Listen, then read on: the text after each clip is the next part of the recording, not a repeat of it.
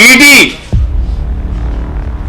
जो देश की सबसे ताकतवर जांच एजेंसी के रूप में आप सबके सामने प्रस्तुत की जाती है, एक व्यक्ति को कहा गया तेरी बेटी कॉलेज कैसे जाएगी हम देखेंगे।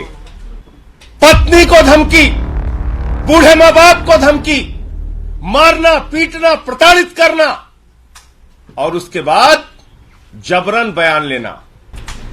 आज इस पत्रकार वार्ता के माध्यम से मैं पूरे देश को यह बताना चाहता हूं कि इन्फोर्समेंट डायरेक्टरेट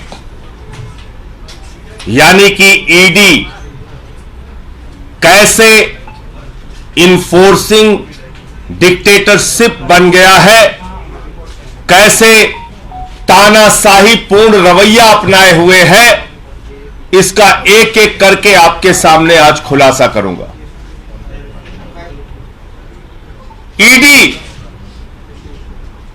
जो देश की सबसे ताकतवर जांच एजेंसी के रूप में आप सबके सामने प्रस्तुत की जाती है, वो किस तरह से जांच करती है, किस तरह से लोगों को प्रताड़ित करती है, किस तरह से उनके परिवारों को प्रताड़ित करती है। और तो और जिसके कारण आज मैं ये पीसी कर रहा हूं, एक व्यक्ति को कहा गया तेरी बेटी कॉलेज कैसे जाएगी हम देखेंगे। बेटी को धमकी, पत्नी को धमकी, बूढ़े मां बाप को धमकी, मारना पीटना प्रताड़ित करना और उसके बाद जबरन बयान लेना। यह मैं नहीं कह रहा हूं, यह न्यायालय के सामने उन लोगों के बयान हैं जिनसे जबरन मारपीट करके उनके परिवारों को धमकी देकर उनसे बयान लिया गया। और मैं एक एक करके नाम पढ़ रहा हूं। यह पहला नाम है चंदन रेड्डी का। यह चंदन रेड्डी हाई कोर्ट में पिटीशन करते हैं, माननीय उच्च न्यायालय में याचिका दाखिल करके ये बताते हैं कि ईडी ने इनको मारा, इनको पीटा, इनके परिवार को धमकी दी और कहा जैसा हम कहते हैं वैसा लिख, वरना तेरे परिवार का वो अंजाम करेंगे तू कहीं मुंह दिखाने लायक नहीं रहेगा। ये सारी बातें इसने लिखी है। और इतना ही नहीं, इस चंदन रेड्डी को इतना पीटा गया, इतना मारा गया, इतना मारा गया कि इसके दोनों कान के पर्दे फट गए। दोनों कान के पर्दे फट गए। मार मार के, प्रताड़ित करके ईडी का जो हिटलर शाही का गैस चैंबर है, मैं कहूंगा वहां पर 3rd डिग्री टॉर्चर इस व्यक्ति को देकर जबरन इससे साइन कराया गया। और उसके बाद जब यह व्यक्ति कोर्ट में जाता है तो अपने सारे दुखड़े माननीय न्यायालय के सामने इसने बयान किए। कैसे इसका बयान लिया गया ईडी में, कैसे इसका बयान लिया गया ईडी के अंदर। और ये इस व्यक्ति की डॉक्टरी जांच है, जो डॉक्टरी जांच की कॉपी मैं अभी आपको दूंगा। ये दोनों डॉक्टरी जांच ये कहती है कि चंदन रेड्डी को मार मार के उसके कान के पर्दे फाड़ दिए गए, उसको सुनाई नहीं दे रहा है। ये डॉक्टरी की जांच आपको देता हूं। ऐसे कर रही ईडी इन्वेस्टिगेशन। पहला आदमी चंदन रेड्डी, दूसरा अरुण पिल्लई। अरुण पिल्लई वो शख्स है जिसकी पत्नी को, बेटी को, परिवार को धमकाया गया, डराया गया। ईडी ने बयान लिया और बयान लेने के बाद यह शख्स कहता है, न्यायालय में लिखकर देता है, माननीय न्यायालय के सामने कहता है मुझसे जबरन झूठा बयान ईडी ने लिया, मुझसे जबरन झूठा बयान ईडी ने लिया। अरुण पिल्लई। तीसरा व्यक्ति समीर महेंद्रू। समीर महेंद्रू, इसकी पत्नी को बुलाकर गिरफ्तार करके रखा गया, धमकाया गया, डराया गया, परिवार को प्रताड़ित किया गया। झूठा और जबरन बयान ईडी के द्वारा लिया गया। ईडी ने झूठा और जबरन बयान समीर महेंद्रू से लिया और इसने किसी और के सामने नहीं, माननीय न्यायालय के सामने माननीय न्यायालय के सामने समीर महेंद्रू ने लिख कर दिया कि जज साहब हमसे तो जबरन झूठा बयान लिया गया। समीर महेंद्रू। तीसरा नाम चौथा नाम भूषण बेलगावी।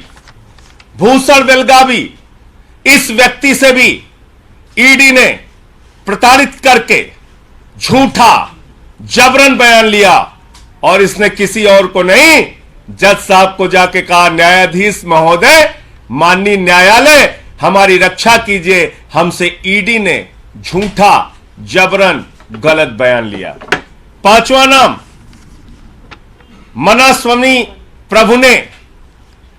मनास्वामी प्रभु ने, इससे भी ईडी ने जबरन झूठा जबरदस्ती का बयान लिया और बाद में इसने भी न्यायालय को लिख के दिया, किसी और को नहीं।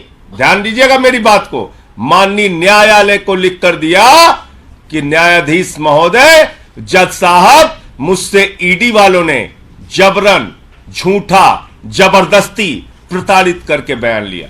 छठवां नाम राघव रेड्डी। ये राघव रेड्डी छठवां नाम। राघव रेड्डी, इसने न्यायालय के सामने जाकर कहा कि न्यायाधीश महोदय, हमको तो दबाव बनाया जा रहा है राजनीतिक नेताओं के नाम लेने के लिए। हम पर दबाव बनाया जा रहा है राजनीतिक नेताओं के नाम लेने के लिए। मैं पूछना चाहता हूं, किसके इशारे पर ईडी काम कर रही है? किसके दबाव पर ईडी काम कर रही है? किसके डायरेक्शन पर ईडी काम कर रही है? क्योंकि एक बहुत चौंकाने वाली बात इनके हाई कोर्ट के पिटीशन में लिखी हुई है, चंदन रेड्डी के। क्या कह रहे हैं ये? कह रहे साहब, ईडी के अधिकारियों ने तो मारा पीटा, कान के पर्दे फट गए। वहां कुछ ऐसे भी लोग थे जिन्होंने हमको मारा पीटा, जिनको जो ईडी के ऑफिशियल्स भी नहीं थे। ऐसे लोग थे जो ईडी के अधिकारी नहीं थे, उन्होंने भी हमारे साथ मारपीट की। कौन से लोग हैं? किस पार्टी के गुंडे ईडी के दफ्तर में जाके लोगों के साथ मारपीट कर रहे हैं? कौन से लोग हैं जो ईडी के दफ्तर में जाते हैं, पूछताछ करते हैं, मारपीट करते हैं और जबरन बयान लिखवाते हैं? इसका खुलासा होना चाहिए। माननीय हाई कोर्ट के सामने यह याचिका पड़ी है। इसके साथ साथ मनीष सिसोदिया जी के पीएस रिंकू, आप जानते हैं कानून में नियम है, किसी को भी बुलाओ, नोटिस दो, पूछताछ करो, कैमरे में पूछताछ करो और सारी जानकारी ऑन पेपर रखो। ईडी हवाई डिपार्टमेंट हो गया है। फोन करता है, बुलाता, आजा, बैठ इतने घंटे, जा घर जा, फिर आजा, बैठ सुबह से शाम तक, फिर घर जा। आप गुंडागर्दी करके, धमका के, डरा के, कान के पर्दे फाड़ के, तेरी बेटी कॉलेज कैसे जाएगी, इस तरह का बयान देके जांच कर रहे हो? इस तरह का बयान देके जांच कर रहे हो? मैं देश के प्रधानमंत्री से पूछना चाहता हूं, आपने बेटी बचाओ बेटी पढ़ाओ का नारा दिया है, बेटियों के नाम पर धमकी दी जाएगी तो कोई आदमी तो अपने प्राण भी दे सकता है, कागज पे दस्तखत करना तो बहुत दूर की बात है। लड़ना है तो सामने सामने लड़ो। कायरों की तरह बेटी का, पत्नी का, परिवार का सहारा लेके मत लड़ो, सामने सामने लड़ो। जो भी लड़ाई करनी है सामने सामने करो। और आपको याद होगा, देश की पार्लियामेंट में, देश की संसद में मैंने सारे विषय सिलसिलेवार करके एक एक मुद्दा उठाया था ईडी के संबंध में और कहा था कि पिछले 8 वर्षों में 3000 छापेमारी ईडी ने की है और मात्र 0.5% ईडी का कन्विक्शन रेट है। और यह कहने पर मुझे प्रिविलेज का नोटिस मिला। बहुत अच्छी बात है। देश की संसद में अब मुझे ये सारे मामले उठाने का अवसर मिल गया।